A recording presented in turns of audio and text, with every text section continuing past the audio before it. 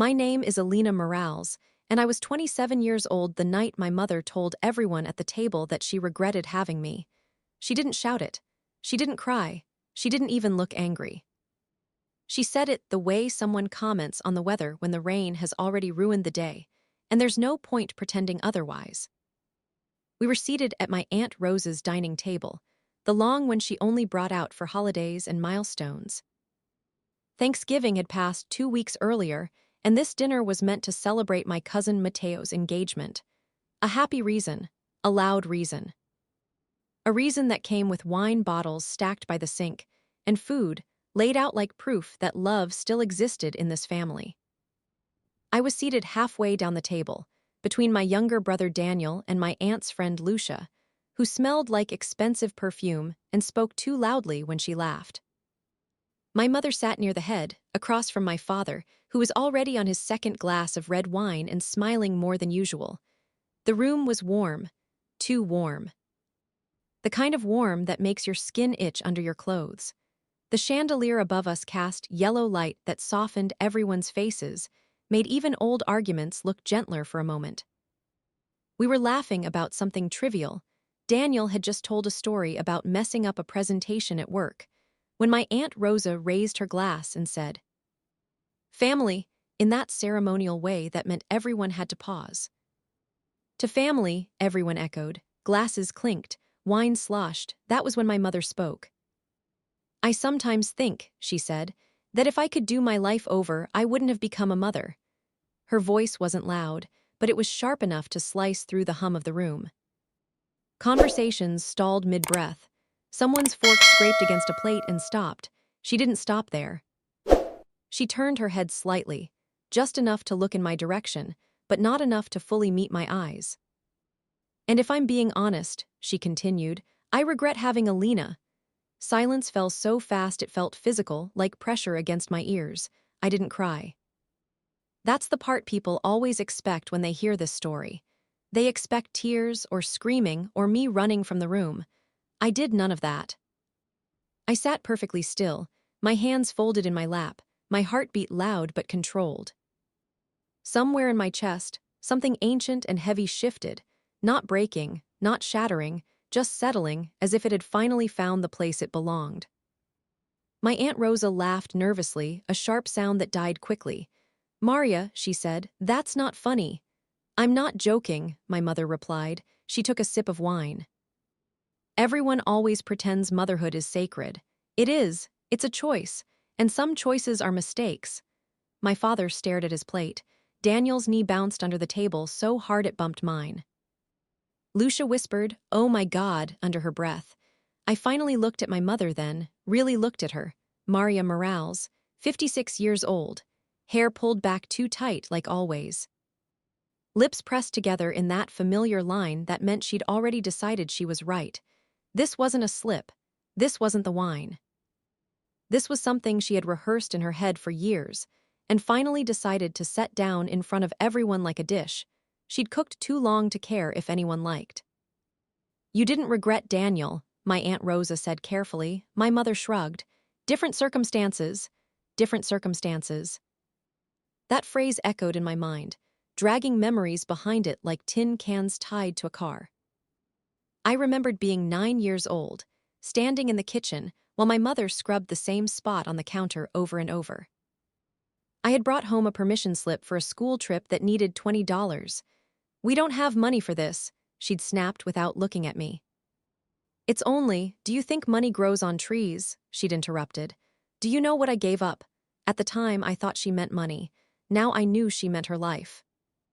Back at the table, my cousin Mateo cleared his throat. "Maybe we should change the subject." "No," my mother said. "I'm tired of pretending. Elena is grown. She should be able to hear the truth. The truth, as if truth is only valid when it wounds." I felt eyes on me from every direction. Pity, shock, curiosity, the silent question, "Are you okay?" I was. Or rather, I was something else entirely. Because this wasn't the first time my mother had told me I ruined her life. It was just the first time she'd done it with witnesses. When I was 16, she'd found out I'd applied to colleges out of state. "Who do you think you are?" she'd demanded. waving the acceptance email like it was an accusation. Running away from responsibility. I got a scholarship, ID said, hopeful, foolish. And leave me here, she'd replied. After everything I've done for you, everything she'd done for me had always come with a price tag I could never afford. At the dinner table, my father finally spoke. Maria, enough. She turned to him, eyes flashing. You don't get to silence me. You wanted this family. I didn't. That wasn't true, or maybe it was. I'd stopped trying to sort truth from revision years ago. I pushed my chair back slightly, not enough to stand, just enough to signal that I was present, that I existed. Mom, I said calmly. She looked at me now, fully, directly. Yes, thank you for being honest. Her eyebrows knit together. She hadn't expected that. The table waited, breath held, forks frozen. For years, I continued, I thought there was something wrong with me, something I could fix if I just tried harder, if I was quieter, better, easier. My voice didn't shake. That surprised me the most. Now I understand it wasn't about me at all, my mother scoffed. Don't turn this into a therapy speech. I'm not, I said. I'm just letting you know I heard you. I stood then. Daniel grabbed my wrist under the table. Lena, I squeezed his hand once gently. It's okay. I turned to my aunt. Congratulations to Mateo, I said. I'm happy for you. Then I looked back at my mother one last time. I hope saying that gave you what you needed. I walked out of the dining room, my heels clicking softly against the tile, my back straight, my chest light in a way it had never been before. In the hallway, away from the noise, away from the table, I stopped. My hands were shaking now, not from hurt, from clarity. Because when someone finally names the thing you've been carrying your entire life, you don't collapse. You set it down. And once it's on the floor, you realize you're free to walk away. Night air outside my Aunt Rosa's house was colder than I expected. It hit my bare arms like a reprimand, sharp and immediate, and for a moment I just stood on the front step, my breath fogging in front of me, my purse hanging uselessly from my shoulder. Inside, through the thick wooden door, I could still hear voices, muffled now, indistinct, but I knew exactly what they sounded like. Damage control. That was my family's specialty. I didn't put my coat on right away. I needed to feel the cold, needed something real and physical to anchor me. My heart was still beating fast, but it wasn't erratic. It was steady, like it had settled into a new rhythm. Behind me, the door opened. Elena, Daniel's voice, soft, careful. The way he used to speak to me when we were kids, and Mom was in one of her moods. I didn't turn around immediately. I told them I'd talk to you, he continued. Are you okay? That question again. I turned then, leaning back against the railing. My younger brother looked exactly like he always had when he was worried. Eyebrows pulled together, shoulders slightly hunched, like he was bracing for impact that might never come. I'm okay, I said. He searched my face, looking for cracks. You don't look okay. I know, I said, but I am. He ran a hand through his hair. She didn't mean it like that. I smiled, not because it was funny, but because it was predictable. Daniel, I said gently, she meant it exactly like that. He opened his mouth, then closed it again. He looked back toward the door, like he was afraid it might open and swallow him back inside. She's had a lot of regrets, he said weakly. So have I replied. The difference is I didn't project mine onto a child. That made him flinch. I should have said something, he muttered. I froze. That's okay, I said quickly. You're not responsible for fixing her. He looked at me then, really looked at me, and something in his expression shifted. You sound different, he said. I feel different. How? I thought about it for a moment. Lighter, I said finally, like something finally makes sense. He nodded slowly, but I could tell he didn't fully understand. How could he? He was her golden child, the one she bragged about, the one whose existence justified her sacrifices. The door opened again. This time it was my father. Carlos Morales had aged quietly over the years. His hair had gone gray without drama, his face softening instead of hardening. He'd always been a gentle man, the kind who avoided conflict not because he didn't care, but because he cared too much. Elena, he said, clearing his throat. Can we talk? Daniel looked between us. I'll wait in the car. He squeezed my shoulder before walking down the steps. My father stood awkwardly for a moment, then stepped outside, closing the door behind him. The silence between us was thick but familiar. "I'm sorry," he said. "For what?" I asked. He swallowed. "For not stopping her, for not stopping a lot of things." I believed him. That was the problem. "You don't have to apologize for her," I said. "Yes, I do," he replied quietly. "I let it happen." I watched his hands as he spoke. They were trembling slightly. "She's angry at the life she thinks she lost," he continued. "And she doesn't know how to sit with that anger, so she hands it to me," I finished. He nodded. "Dad," I said, "why did you never say anything?" He looked up at the night sky, blinking rapidly. "Because every time I tried, she said I was choosing you over her." I laughed softly. "That's ironic," he frowned. "Why?" "Because she spent my entire life choosing herself over me." He closed his eyes at that, as if the truth physically hurt. "I love you," he said. "You know that, right?" "I do," I said, and I meant it. He reached out, hesitated, then pulled me into a hug. It was brief, a little stiff, but sincere. Inside the house, someone laughed too loudly. The moment passed. "I'm going to go," I said, stepping back. "Will you come by tomorrow?" he asked. "We should talk more." "Maybe," I said. "Not tomorrow," he nodded, understanding more than his words suggested. When he went back inside, I walked to my car. Daniel was already in the passenger seat, scrolling aimlessly on his phone. He looked up when I opened the door. "You driving?" he asked. "Yeah." The drive to my apartment was quiet.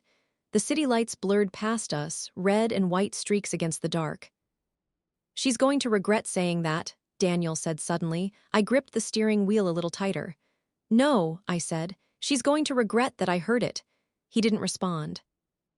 When we reached my building, I parked and turned off the engine. Daniel didn't get out right away. "I don't know what to do," he admitted. "You don't have to do anything," I said. "Just don't pretend it didn't happen," he nodded. "I won't." He hugged me before leaving, tighter this time. Upstairs, my apartment was quiet, safe, familiar. I kicked off my shoes, dropped my purse on the counter, and leaned against the door as it closed behind me. That was when the shaking really started. Not sobbing, not panic. Just a deep, uncontrollable tremor that ran through my arms and legs, like my body was finally releasing something it had been holding since childhood. I slid down until I was sitting on the floor. Images came uninvited. My mother standing in my bedroom doorway when I was 10, arms crossed. "Why can't you be more like Daniel?" My report card at 13, straight A's except one B+. "This isn't good enough." My college graduation, her stiff smile. "So what now? You think this makes you special?" I pressed my palms against my eyes, breathing slowly. All those moments had felt personal, like individual failures. Now they aligned into a single, brutal truth. She had never wanted the role I represented. I stood up, walked into the bathroom, and stared at my reflection. Elena Morales, 27, brown eyes. Faint scar on my chin from falling off a bike when I was 7. Dad had rushed me to the ER while Mom complained about the mess. I looked like someone who had survived something. My phone buzzed. A text from my mother. "Maria, you embarrassed me tonight." I stared at the screen. No apology, no hesitation, no acknowledgement of what she'd said, just the familiar reversal. I typed slowly. "Me, you told the truth tonight. I won't pretend I didn't hear it." 3 dots appeared, disappeared, appeared again. Then, "Maria, you're being dramatic." I said I regretted motherhood, not you specifically. I exhaled sharply. A bitter smile touched my lips. "Gaslighting. Classic me, you said my name." Several minutes passed. Then, "Maria, you always take things personally. This is why it was so hard." That sentence landed harder than anything she'd said at dinner. Because it wasn't just rejection, it was justification. I put my phone face down on the counter. For the first time in my life, I didn't feel the urge to explain myself to her. I made tea, chamomile, something grounding. As the kettle boiled, I realized something that scared me more than her words. I wasn't angry, I was done. And being done didn't feel loud or dramatic. It felt quiet, intentional. Like the moment before you close a door, not out of spite, but because you finally understand what's on the other side. I didn't sleep that night. Not because my mind was racing, but because it was methodical. It was as if some internal archivist had finally been given permission to open boxes marked "Do Not Touch." Memories didn't rush in chaotically. They lined up, patient, waiting their turn. I lay on my back in the dark, listening to the refrigerator hum, watching the faint glow of streetlights crawl across my ceiling. And for the first time, I stopped interrupting my own thoughts. I let them speak.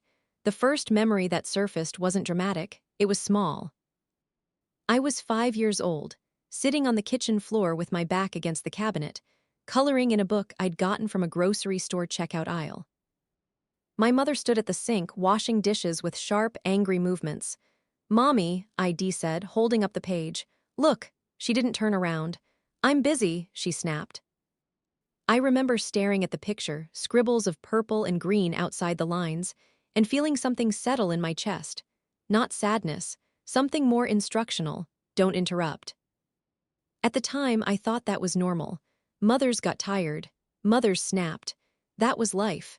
But now, lying in my apartment at 27, I understood something 5-year-old me couldn't. She wasn't busy, she was resentful. By morning, my eyes burned from lack of sleep, but my head was clear. Too clear. I called in sick to work. My boss, Natalie, didn't question it. She never did. She trusted me, relied on me, praised my work in ways my mother never had. That alone should have told me something years ago. I spent the morning cleaning. Not because the apartment was messy, but because movement helped organize thought.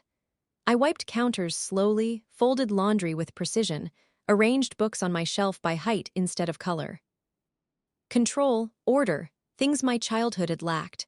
Around noon, I sat at my small dining table with a notebook I hadn't opened in years.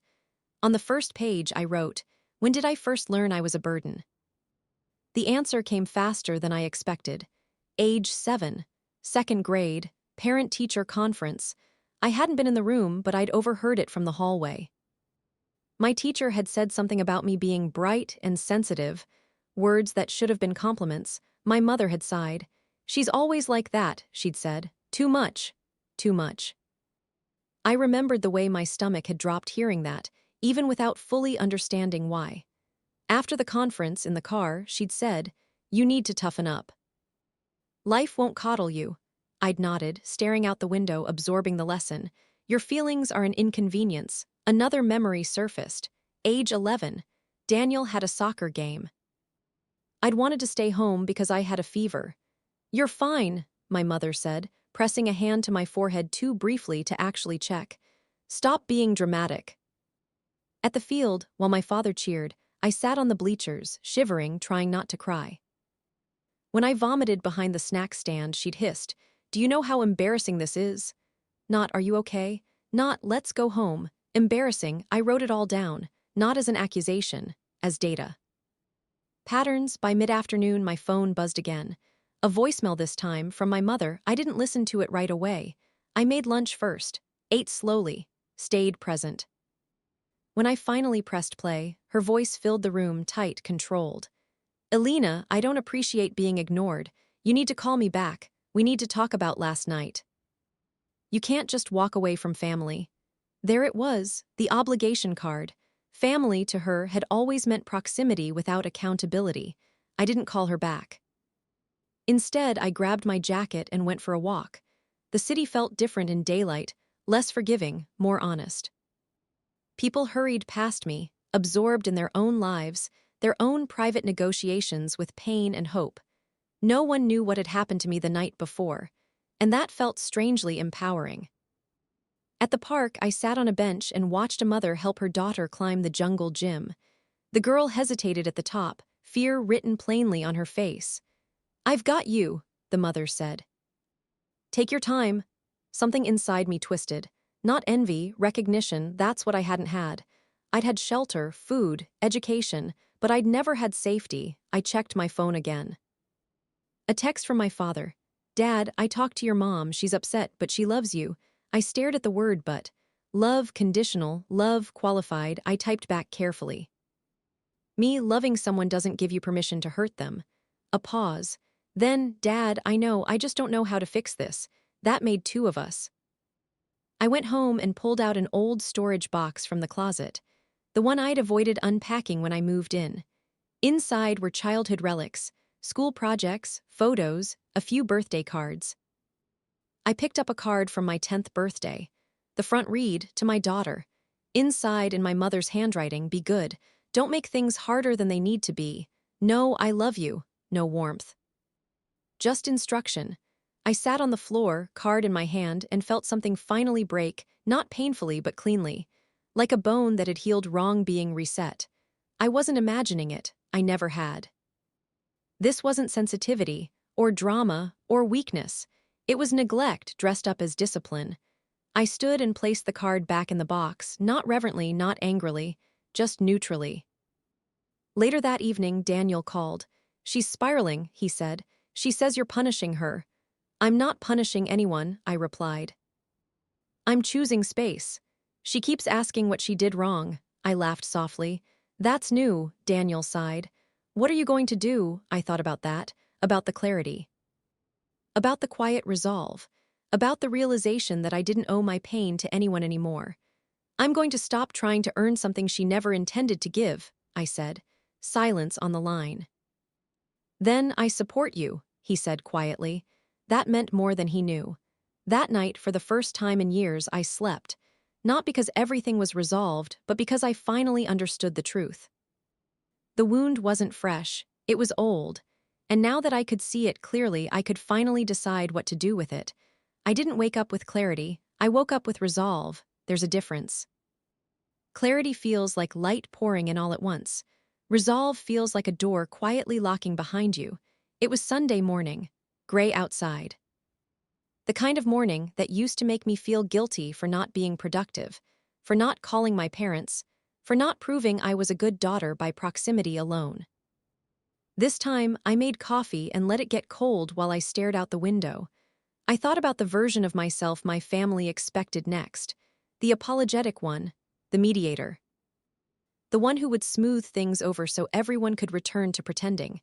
That version of me had always shown up. Until now, at 9:12 a.m., my phone rang, my mother. I let it ring. Again, it rang. Then a text, Maria, we need to talk today, I won't be ignored. I set the phone down and finished my coffee. At 10:30, another text, Maria, your silence is cruel, cruel. I opened my notes app and typed something I'd been rehearsing in my head for years, but never allowed to exist on a screen. I am taking a break from contact. This is not punishment. It is protection. I will reach out when I am ready. Please respect this boundary. I stared at the words for a long time. They felt dangerous, liberating, final. My finger hovered over send. I thought about being 7, overhearing my mother say I was too much. I pressed send. The response was immediate. Maria, you're overreacting. This is ridiculous. I didn't respond. Another message. Maria, after everything I've done for you, this is how you repay me? Nothing. Then, Maria, you are being selfish. Still nothing. My hands shook, not from doubt, but from adrenaline. This was new. By noon, my father called. I answered. Elena, he said gently, your mom is very upset. I know, I replied. She didn't sleep, he continued. She's crying. That tug, that familiar hook. I took a breath. Dad, I said, did she cry when she said she regretted having me? Silence. That wasn't what she meant. Dad, I interrupted softly, I need you to hear me. He stopped. I am not asking you to take sides, I said. I'm asking you to stop asking me to absorb her emotions so she doesn't have to. A long pause.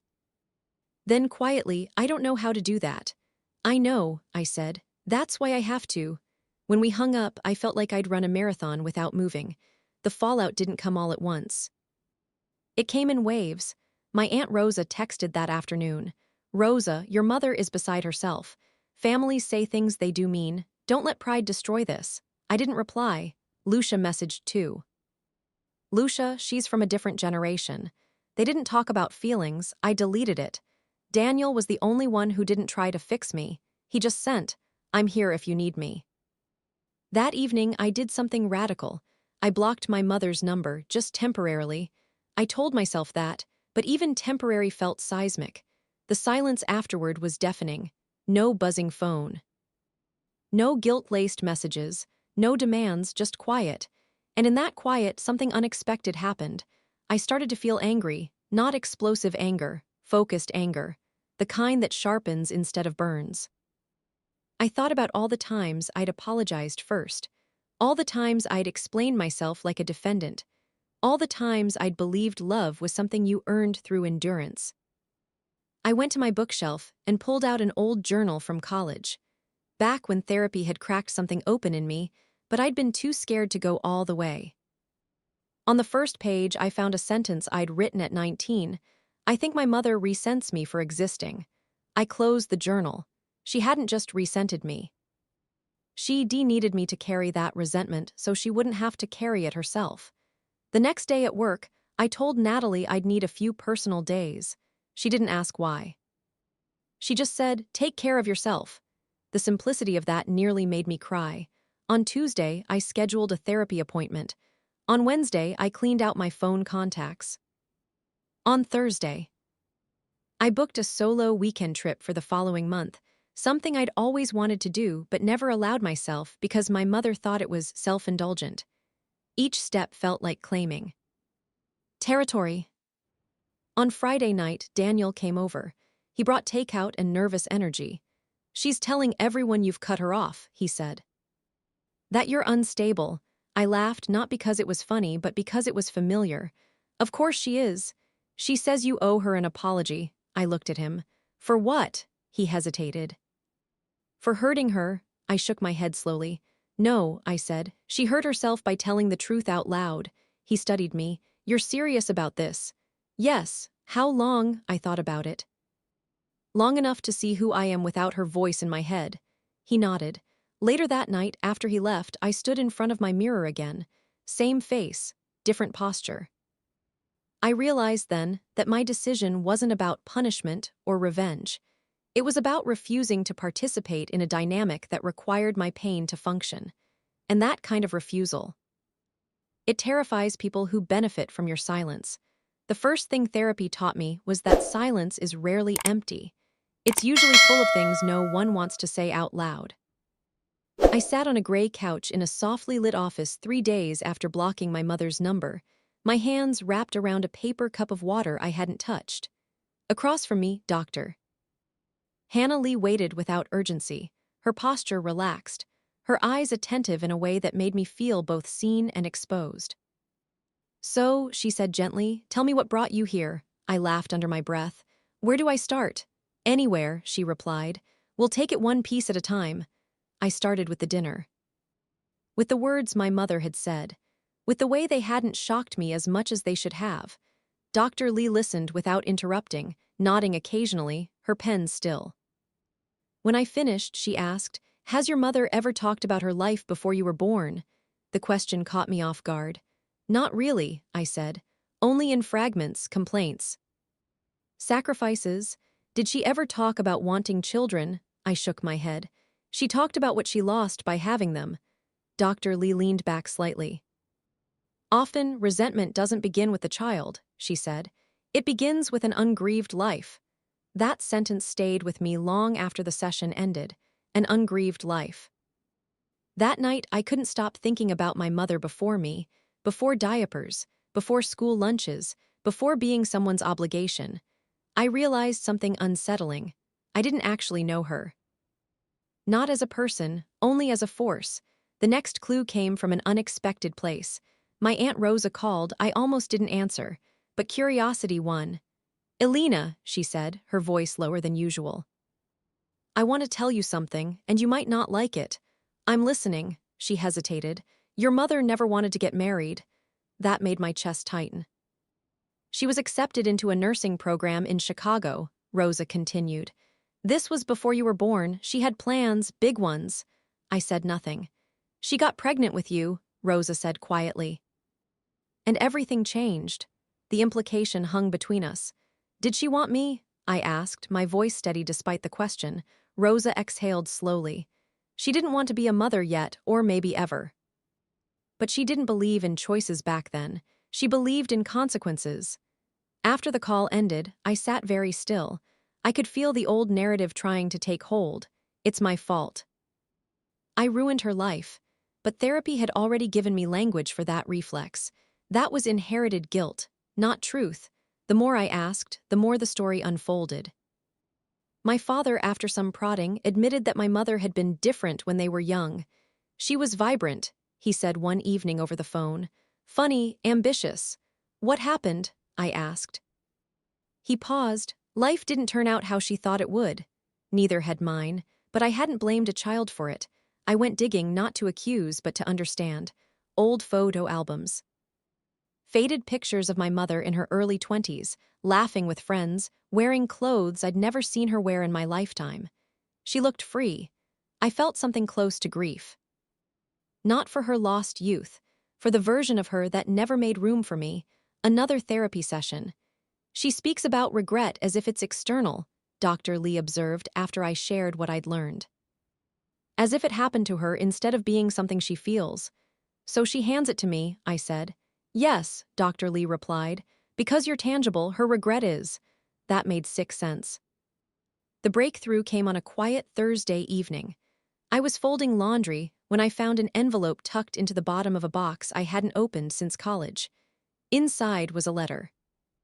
Addressed to my mother, never sent. It was dated 3 months before I was born. The handwriting was hers. I sat on the floor and read it slowly. I don't know if I'm ready for this. Everyone keeps telling me I'll grow into it. But what if I do? What if I resent the person I become? My throat tightened. I feel like I'm disappearing. Like my life is being decided for me. I stopped reading. That letter wasn't about me. It was about fear. And instead of facing it, she'd buried it. Under me, I didn't feel sorry for her. I felt clarity. Because here was the truth she never told me. She didn't regret me. She regretted the version of herself she never allowed to exist. But instead of owning that grief, she redirected it toward a child who had no choice in being born. That night my phone buzzed with a message from Daniel. Daniel, Mom says you're being brainwashed by therapy. I smiled sadly. Me, or maybe I'm just finally listening to myself. A few minutes later, Daniel, she's scared. I stared at that word. Scared. So was I the difference?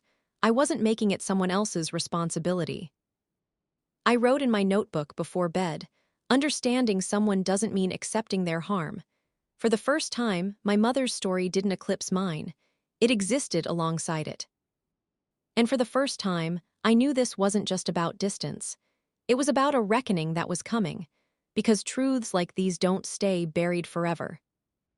The first time I realized my mother was telling her version of the story to the world, it wasn't dramatic. It was a Facebook post. I hadn't checked social media in days. Therapy had taught me that silence can be medicinal. But that morning, while waiting for my coffee to brew, I opened the app out of habit. At the top of my feed was a post from my cousin Sophia.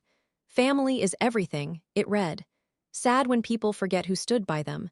The comments were full of heart emojis and vague affirmations. I didn't need to be a detective to understand what was happening. My mother wasn't reaching out to me. She was reaching around me. By noon, the phone calls started, not to me but about me. Daniel texted, Daniel, she's telling people you cut her off out of nowhere. Out of nowhere. As if the dinner hadn't happened. As if words didn't count unless they left bruises. Later that afternoon, my Aunt Rosa called again, her voice strained.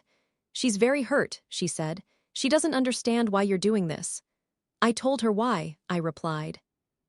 She says you misunderstood. I didn't, a pause. She's been calling everyone, Rosa admitted. Saying you're unstable, that therapy has turned you against her. There it was, the narrative. I felt something inside me click into place. Not fear, not shame. Readiness. That evening, I sat on my couch with my laptop open, my fingers hovering over the keyboard. For years, I'd protected her image, smoothed her edges, translated her cruelty into stress, her neglect into tough love. I had been her shield. I wasn't going to do that anymore. I didn't write angrily, I wrote truthfully. A single post. No insults, no diagnoses, no character assassination, just facts.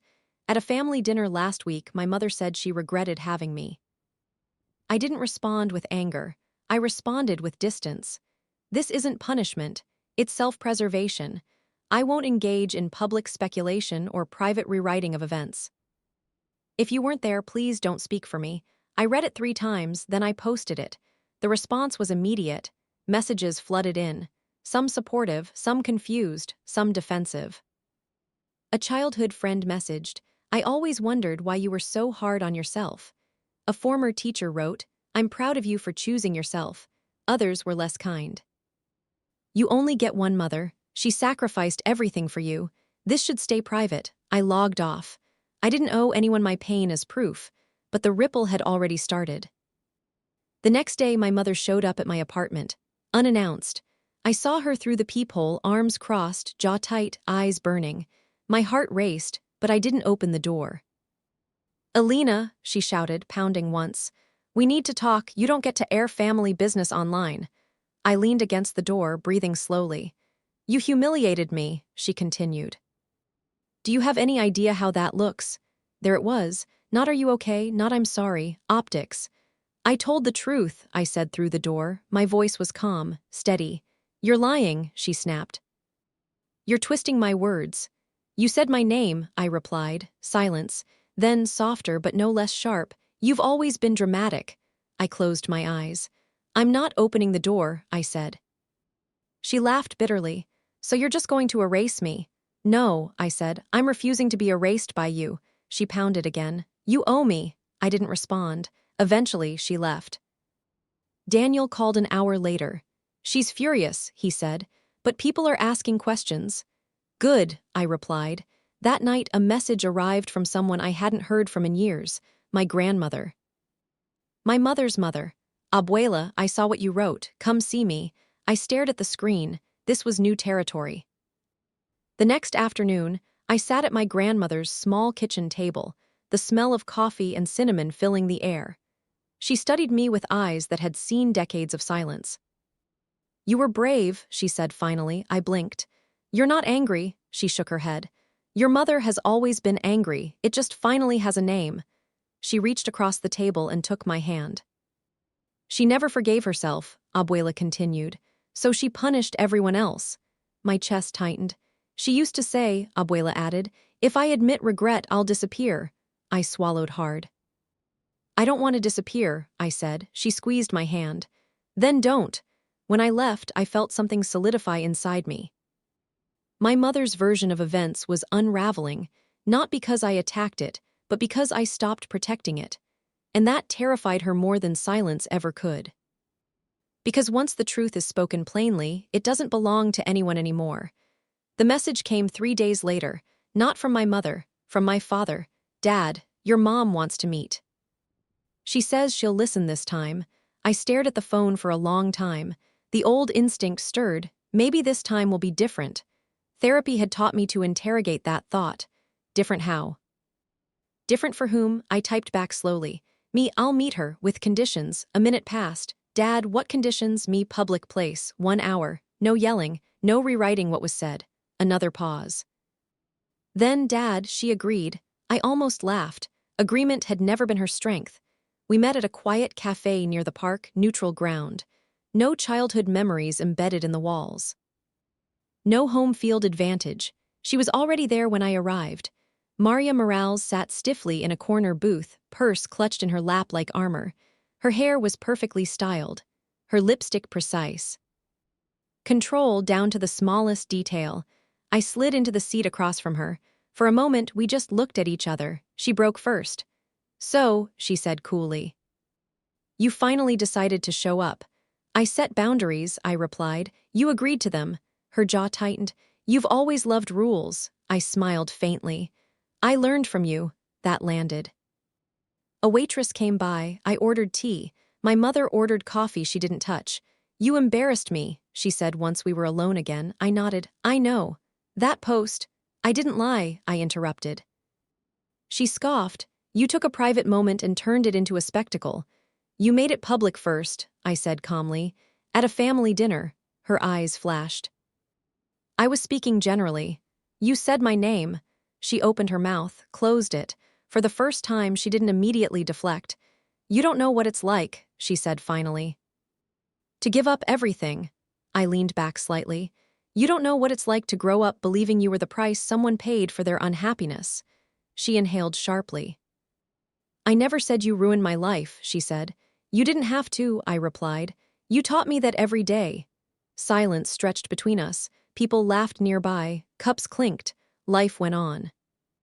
I did my best, she said. I know, I replied. And your best still hurt me. Her eyes narrowed.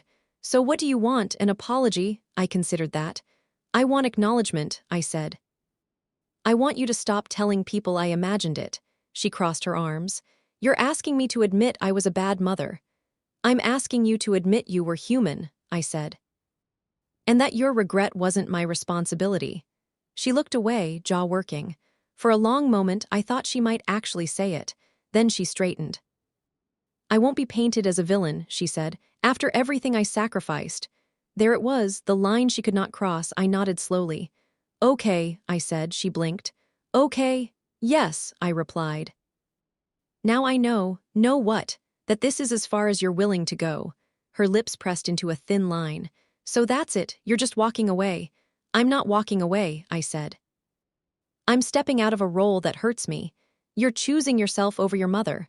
I met her gaze. You chose yourself over me first. That landed harder than any raised voice could have. She stood abruptly. You're ungrateful, I remained seated. I'm honest. She grabbed her purse. Don't come crying to me when you realize what you've lost. I watched her walk out of the cafe, her posture rigid, her back straight. I didn't follow. I didn't cry. I paid for my tea and sat there for a few minutes longer, letting the moment settle. I felt steady, not triumphant, not devastated, just clear. When I left, my phone buzzed. A text from Daniel. Daniel, how did it go, me? She couldn't acknowledge it. 3 dots appeared. Daniel, I'm sorry, me, it's okay. I got what I needed, and I had, because the confrontation hadn't been about changing her. It had been about confirming something I'd spent a lifetime doubting. I had been right. My pain was real, and I didn't need her permission to honor it. My mother didn't retreat quietly. She never had. Within a week of our cafe meeting, the story shifted again, but this time it wasn't subtle. She stopped calling me unstable. She started calling me cruel. Daniel warned me first. She's saying you abandoned her, he told me over the phone. That you cut her off when she needed you most. Needed me for what? I asked. He hesitated. To feel okay about herself. I exhaled slowly. That was never my job. The problem with losing control is that some people mistake it for injustice. My mother had built her identity around martyrdom, around being the long-suffering woman who sacrificed everything and asked for nothing in return. That story only worked if no one looked too closely at the emotional cost she'd passed on. Now people were looking. Not everyone believed me, but enough did, and that was dangerous. The first crack appeared at a family gathering I didn't attend. My cousin Sophia told me about it later. She tried to make a joke about you being too sensitive, Sophia said. But no one laughed. That had never happened before. She kept going, Sophia continued. And finally, Aunt Teresa said, Maria, maybe you should stop talking about your daughter like she's the problem. I pictured my mother's face in that moment, surprise giving way to fury. Good. Not because I wanted her humiliated, but because silence was no longer automatic. The second crack was quieter. My father started staying late at work. When I asked Daniel why, he says the house feels tense. That word again, tense. It had always been tense. The difference now was that I wasn't absorbing it. Therapy shifted from excavation to construction. What do you want your life to feel like? Dr. Lee asked me one afternoon. The question felt radical. I don't know, I admitted. That's okay, she said. Start with what you don't want. I didn't want to flinch when my phone rang. I didn't want to explain myself like a suspect. I didn't want love to feel like debt. So I started building a life around those absences. I took the solo trip I'd booked. A small coastal town. Long walks. No one who knew my family name. On the second day, sitting on a bench overlooking the water, I realized something startling. I was happy. Not ecstatic, not healed, but content. And contentment had always felt forbidden, like proof I wasn't loyal enough to my family's pain. I called Daniel that night. "She's losing it," he said without preamble. "She says you've turned everyone against her." "I haven't," I replied. "I just stopped lying. She wants you to apologize publicly." I laughed softly. "No, Dad says she's spiraling." I closed my eyes, the sound of waves steady in the background. "I can't save her," I said, "and neither can you." Silence. "Then, I know," Daniel said quietly. The third crack came unexpectedly. A message from my mother's church friend. "Clara, I hope you know you're always welcome if you want to talk." I read it twice. It wasn't an accusation. It wasn't a demand, it was kindness. When people stop controlling the narrative, they don't get to choose how others respond. My mother tried one last tactic, the illness scare.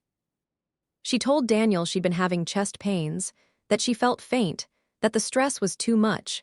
Old Elena would have dropped everything. New Elena asked one question.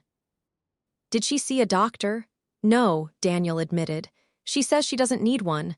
Then I knew, this wasn't a medical emergency, it was emotional leverage. "I'm not coming running," I said gently. "If she's in danger, call emergency services." Daniel didn't argue. That was the moment I realized something else had shifted. He was stepping out of it too. My mother sent me one final message from an unknown number. "Maria, I hope you're happy. I raised you better than this." I stared at the screen, then I typed back one sentence. "Me, you raised me to survive. I'm learning how to live." I blocked the number. And waited. The explosion never came, just silence. And in that silence, something remarkable happened. I began to hear my own voice, not the one shaped by guilt, not the one trained to anticipate disappointment, but the one that knew when something felt right. I redecorated my apartment. Applied for a promotion. Started dating someone who listened when I spoke. And for the first time, my life didn't feel like a reaction. It felt like a choice. No one tells you that choosing yourself comes with grief. Not just the obvious kind, the loss of a relationship as it once was, but a quieter, more complicated mourning. You grieve the parent you needed, but never had. You grieve the future you hoped would someday arrive if you just tried harder. You grieve the version of yourself who kept believing. That grief caught up with me on a Tuesday afternoon, months after the dinner. Nothing dramatic triggered it. I was folding towels. Blue, white, gray, and suddenly I couldn't breathe. I sat on the bathroom floor, back against the tub, and cried harder than I had at any point during the fallout. Not because I missed my mother, but because I finally accepted that she was never going to become who I needed. That door wasn't just closed. It had never existed. I talked about it in therapy the next day. "This is grief without a funeral," Dr. Lee said. "There's no ritual for it, you have to create your own." So I did. I wrote a letter to my mother, not to send, to release. I wrote everything I'd never said. The little girl who waited for praise, the teenager who swallowed shame, the adult who mistook endurance for love. When I finished, I folded the letter and burned it safely over the sink, watching the edges curl and blacken. I didn't feel lighter immediately, but I felt complete. Meanwhile, the cost of my choice was becoming visible. Family gatherings happened without me. Photos appeared online, birthdays, holidays, casual Sundays, where my absence was conspicuous. Sometimes it hurt, sometimes it didn't. What surprised me most was what I gained. My father started calling me not to mediate but to talk, at first cautiously, then honestly. "I didn't realize how much I asked you to carry," he said one evening. "I'm sorry." That was new. Daniel changed too. He started setting boundaries with her, small ones, then firmer ones. "She asked me why I don't talk to her the way I used to," he said. "I told her I'm tired." I smiled sadly. Welcome to the club. The moment I didn't expect came in early spring, a voicemail. From my mother. Her number was blocked, but voicemails still came through. I almost deleted it without listening. Almost. Her voice sounded different. Not angry, not sharp, tired. "Elena," she said slowly, "I don't know how we got here." I closed my eyes. "I never thought you'd actually leave," she continued. "I thought you'd come back, you always did." There it was, not love. Reliance, I don't know how to fix this, she said, and I don't know who I am if I'm not your mother. The message ended there, no apology, but something else, fear. I didn't call her back. But I didn't block the voicemail either. Because this time, I understood something crucial. Regret has an expiration date. You can acknowledge it and grow, or cling to it until it calcifies into blame. My mother was standing at that edge. Whether she stepped forward wasn't up to me. A week later, my grandmother called. She's quieter, Abuela said. Not kinder, just quieter. That sounded right. Control, once lost, rarely returns in the same shape. I saw my mother once more that summer, from a distance. At the grocery store, she was standing in the produce aisle, staring at apples like they'd personally offended her. She looked older, smaller. For a brief moment, I felt the old pull, the urge to comfort, to smooth, to make okay. It passed. I walked by without stopping. She didn't see me. And for the first time, that didn't feel like rejection. It felt like closure in motion.